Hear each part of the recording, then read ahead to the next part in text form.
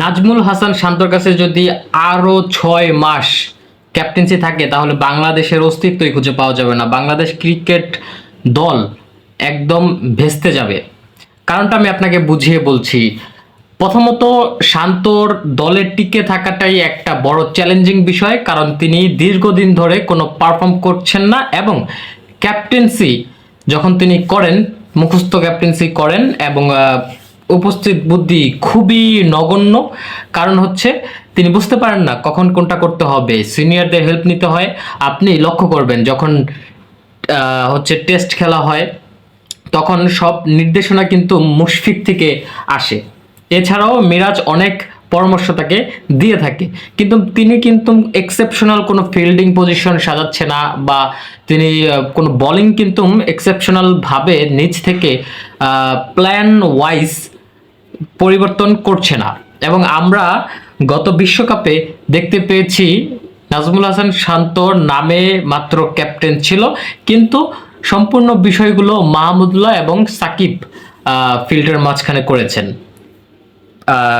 Fielding position change করা থেকে শুরু করে বোলিং পরিবর্তন করা থেকে শুরু করে যাবতীয় যা ছিল সবকিছুই কিন্তু সাকিব আর মাহমুদুল্লাহ করেছেন। আর নামমাত্র ছিলেন আমাদের শান্ত। শান্তর আরেকটা বিষয় হচ্ছে শান্ত হচ্ছে মেন্টালি খুব উইক।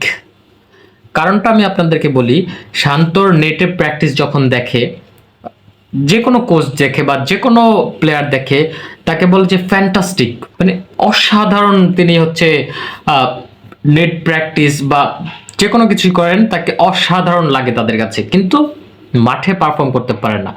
এটার বিষয়টা হচ্ছে সাইকোলজিক্যাল বিষয়, তিনি চাপ নিতে পারছেন না, এই তিনি মানসিকভাবে দুর্বল। সো এই মানসিকতাটা তার হচ্ছে বৃদ্ধি করতে হবে, মেডিটেশন করতে হবে। এছাড়াও আর অনেক রকমের এক্সারসাইজ আছে, থেরাপি আছে, সেগুলো তার নিতে হবে। আর তিনি যদি এই সাইকোলজিক্যাল বিষয়, মেন্টাল প্রেশার না নিতে পারেন তাহলে তিনি ক্রিকেট খেলতে পারবেন না। কারণ ক্রিকেট খেলাটাই হচ্ছে আপনার মাঠে শান্ত থাকতে হবে এবং আপনার তাৎক্ষণিক সিদ্ধান্ত নিতে হবে, কি করতে হবে, কখন কি করতে হবে, সেটা সম্পূর্ণ আপনার মাঠে ইনস্ট্যান্ট আপনার হচ্ছে ডিসিশন নিতে হবে। ডিসিশন মেকিং এখানে খুবই গুরুত্বপূর্ণ, কিন্তু শান্ত কিন্তু সেটা পারছে না।